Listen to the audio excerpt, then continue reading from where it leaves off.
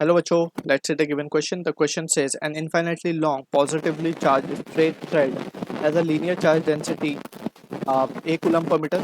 Usually it is lambda per coulomb per meter. An electron revolves along a circular path having axis along the length of the wire. The graph that correctly represents the variation of kinetic energy of electron as a function of radius of circular path from the wire. So for this question, the key concept here we can write is the concept of electric force and also electric field due to a straight infinitely long wire. So that electric field due to a long infinitely wire, it is given by the expression 2k lambda by r. ठीक है ना? At a distance r अगर हम electric field ढूंढना चाहें, for this case it will be given by the expression 2k lambda by r, where lambda is the linear charge density. ठीक है, यहाँ पे एक ही जगह पे हम इसको lambda consider कर लेंगे. So from the question given हमें ये infinitely long wire given है. ठीक है, इसके अराउंड में हमारे को एक इलेक्ट्रॉन है जो कि रिवॉल्व कर रहा है. ठीक है, एन इलेक्ट्रॉन इज रिवॉल्विंग. अब यहाँ पे अगर हम देखें तो let's suppose this is the electron that is revolving. तो इसके ऊपर इस इलेक्ट्रॉन के ऊपर एक फोर्स लग रहा होगा.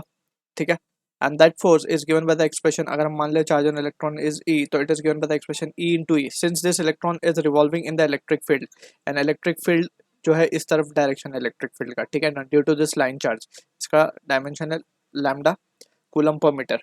ठीक, सो यहाँ पे हम इलेक्ट्रिक फील्ड जो फोर्स है वो क्या लिख सकते हैं हम, that force is given by the expression E into 2k lambda by r. ठीक है, so this is the force that has been acting on this electron, and we can say this force since यहाँ पे electric field का direction इस तरफ है, तो इस पे जो इलेक्ट्रॉन पे फोर्स लग रही होगी वो इस तरफ लग रही होगी. ठीक है ना, तो फोर्स का हमें वैल्यू मिल गया, and this force is providing the necessary centripetal force. So हम लिख सकते हैं 2k lambda e by r will be providing the centripetal force mv square by r.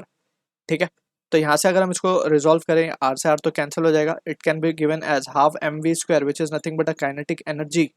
So kinetic energy will be equivalent to क्या आ जाएगा, हम देख सकते हैं k lambda e which is a constant value.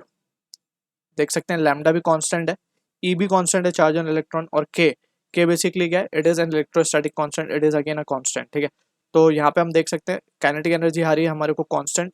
तो जो ग्राफ हमसे मैच होता हुआ दिख रहा है वो ऑप्शन सी है, that is kinetic energy is constant, it is independent of this radius. So I hope you understood the solution. All the best.